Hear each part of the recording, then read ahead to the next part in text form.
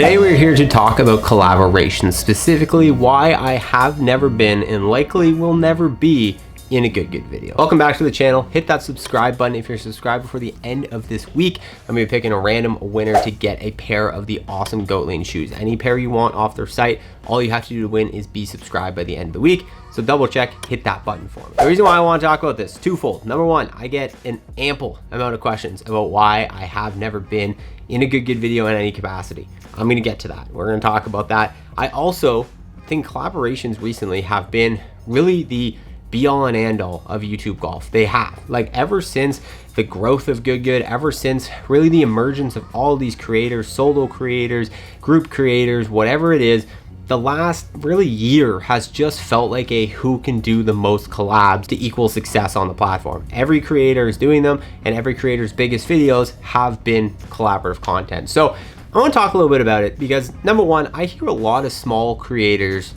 almost not complaining, that's kind of the wrong word, but like not talking about wanting collaborations. I see a lot of people in comments being like, you, to either a big group or whatever, should collaborate with this creator, this small creator, this small creator. And we've touched a little bit on it in the past, but today I really want to go into it. So let me know your thoughts on all this in the comments below. But I personally think there's a lack of understanding in the community in why collaborations happen. A lot of the time on YouTube, two channels will collaborate because there's something that they want to do together. A value prop that they can bring to each other, whether it be a specific type of video. You know, a YouTube golfer collaborating with a pro golfer creates a very innate interest in, like, hey, this PGA Tour player, what are they going to make this average YouTube golfer look like on camera? Are they going to clean house?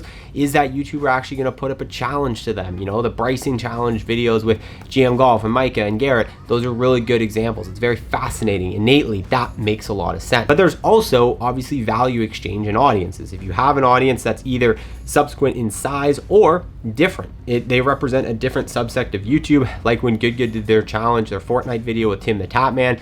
His audience is primarily a gaming based audience, but inevitably millions of people that follow him there's going to be crossover of people who also like golf. So then by Good collaborating with him, they're able to bring in potentially new viewers to the channel. I think that's the same reason we saw, you know, Bob Does Sports be willing to do a collaboration with Jamie, even though Jamie from the Joe Rogan Experience doesn't really have not that much individual clout. His face has barely ever been seen on camera. He definitely, the audience that would follow him is very likely an audience that's not necessarily already following Bob Does Sports. So these are innate reasons why channels collab, but there's obviously also just straight value exchanges. If there are two big channels, Good, Rick Shields, I know Rick Shields at the time was much bigger than Good, but Good had this younger audience.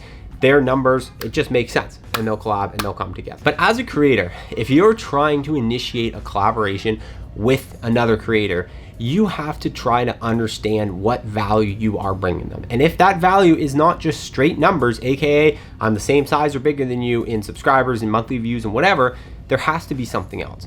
I'm gonna use myself as an example here, right? If I wanted to, I've done in the past interviews with Grant, the Bob Does Sports crew, a lot of people in the YouTube golf community I've done interviews with. That's collaborative content. That's them coming on my channel, giving me their time to collaborate on a video. Why would they do that? Because I guarantee you, if I asked all those same people to go out and play around with golf with me, I'm not saying they wouldn't do it now that we have personal relationships, but if that was the first thing I had asked them to do, no chance. Because why would they? There's absolutely no benefit to them. So what's the benefit in the interview?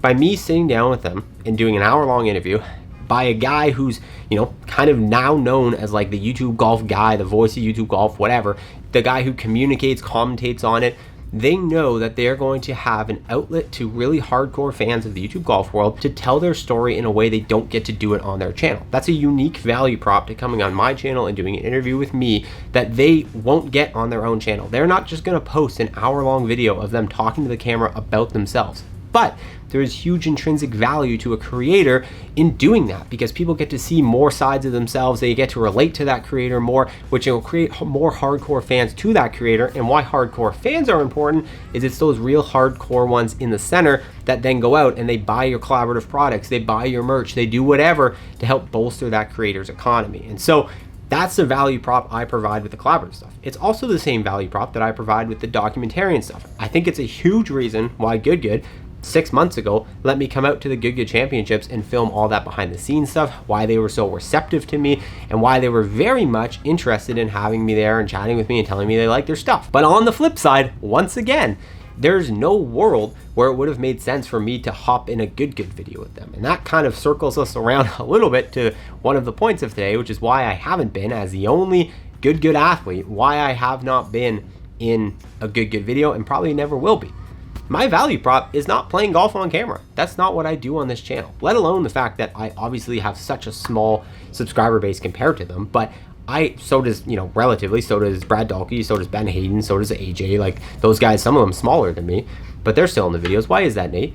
Those guys are golfers. Those guys are either pro golfers or really high level golfers. They have golf-based channels. A lot of them, there's friendships, whatever. But there's an innate value prop. If you bring Ben Hayden onto your channel as Good, you're not just bringing on someone who at the time had like less than 20,000 subscribers. You're bringing on a essentially pro golfer who can hit the ball an absolute country mile, who does have an interesting personality and can bring something different to the group. He kind of entered in at a perfect time. Grant and Michael left, one long hitter, two really relatively good golfers, especially compared to the group.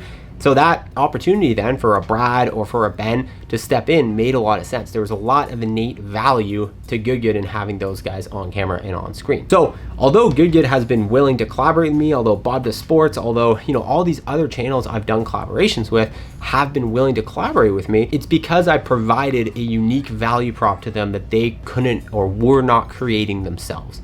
But if I had just gone to them and been like, hey, let's play a match on camera on my channel, there's no reason for that. There's no benefit to that. And that's something I don't think young creators, but also audiences understand. I see a lot of people even sending me stuff where it's like, hey, you should talk about this person more. Hey, you should talk about this person more. Well, it's like, this channel is a voice of the community. I talk about things that the community as a whole are most interested in. Every single day when I try to make a video, it's like, what are the most amount of people in this community going to find interest? There's a random channel out there that's posting videos and has a core, but it's kind of whatever. It's not really doing anything standoutish.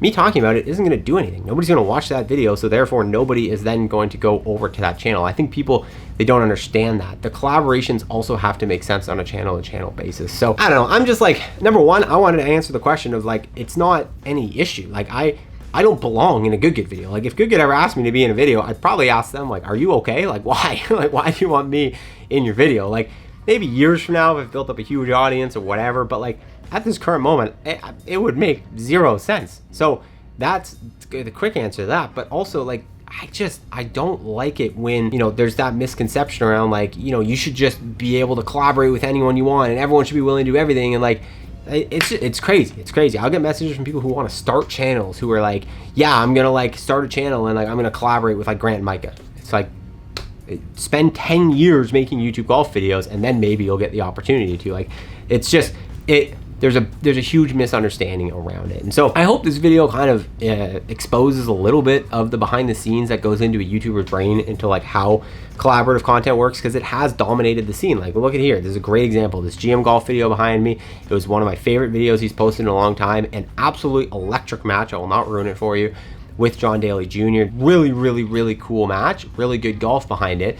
But, there's an innate value to both parties. John Daly Jr., yes, he's a big name because of his dad, but he's still kind of emerging in the golf world. But there's definitely intrinsic interest in GM Golf to collaborate with him because he's an interesting dude. He plays with good golf. There's a huge interest for JD to collaborate with Garrett because it's going to give him alternate exposure to potentially a younger audience than his dad would have. Value prop, back and forth. So collaborations, when they make sense, are amazing. Collaborations don't always have to be the be-all and end-all. And if you're a young creator coming up, make your own thing. Make your own lane that you can operate in purely on your own, that you don't need others for. And if you do that well enough, others will want to jump in on it because you've created something unique and you can then offer a unique value prop to the other creators.